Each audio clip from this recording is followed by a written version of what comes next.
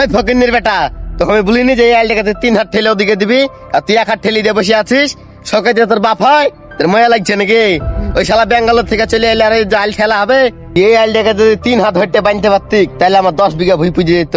আমার 2 বেটা সমান সমান ভাগ করে আমি উমরা হতে যেতুক, আর তুই আমার হজ আটকাছিস। তুই জানিস কত বড় পাপ কাজ করছিস?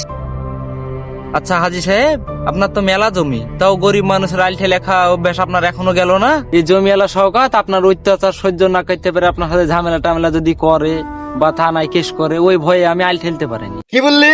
ওই সব কাজের এত বড় সাহস? ও জানে না আমার ক্ষমতা? আমি আর আগে গ্রামে 3 বার প্রধান ছিল, এখন আমি এই গ্রামের সভাপতি আছি। এই গোটা গ্রামের বিচার আচার সব আমার হাত দিয়ে হয়। মসজিদের কেশিয়ার পর্যন্ত আমি আছি। আমার কাছে টাকার অভাব নাই, লোকের অভাব নাই, আর শালা আমার নামে কেস করবে?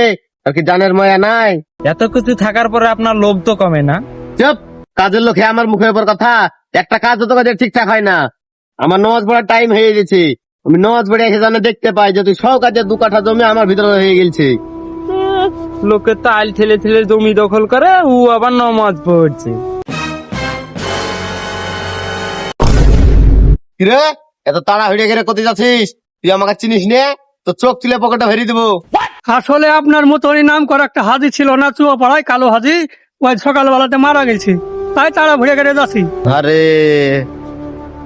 ও তো আমারই বন্ধু ছিল রে। তাও জানাজা কটার সময় জানিস? না না হাজি সাহেব, আসলে আমি তো জানাজা পড়ার লেগে যাচ্ছি না।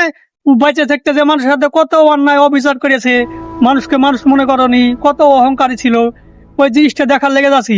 ও বেঁচে থাকতে তো কেউ কিছু বলেনি ওকে ভয়ে, আর আজ তো ওখানে গরুস্থানে গিবদ্ধ হবি, তো ওইটা আমি একটু শুনবো। টাকা আর ক্ষমতার জোরে মানুষের সাথে কত অন্যায় অবিচার করেছে।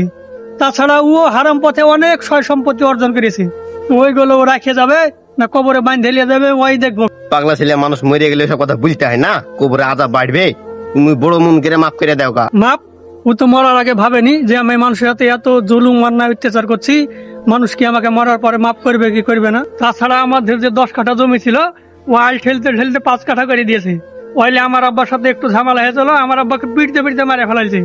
আমার বড় ভাইকেও জেলে ভরে দিয়েছে মিথ্যে দোষ দিয়ে। আমি এইসব কথা বলার লেগে তো জানাজার ওখানে যাচ্ছি। আমাদের সংসারটাকেও তছনছ করে দিয়েছে, না জানি আরো কতজনের সংসারকেও তছনছ করেছে ক্ষমতার জোরে। তা আজ আমি গোরস্থানে যেয়ে দেখবো ওর এত অহংকার, টাকা পয়সা, ক্ষমতা আজ কোথায় গেল। আর আমি গোরস্থানে সবারই সামনে এই কথা বলবো, আজ অত হারাম পথে অর্জন করার টাকা পয়সা আজ কোথায় গেল। তাছাড়া জানাজার হাজার হাজার লোকের সামনে দাঁড়িয়ে আজ আমি বলবো ও কি মানুষের সাথে কি কি জুলুম অন্যায় অত্যাচার করেছে আর আমাদের সাথে কি করেছে। যদিও এই কথা বলা ঠিক না, তাও মানুষকে শিক্ষা দেওয়ার লাগে আমি অবশ্যই বলবো, মানুষকে মরার আগে অবশ্যই একবার ভাবা।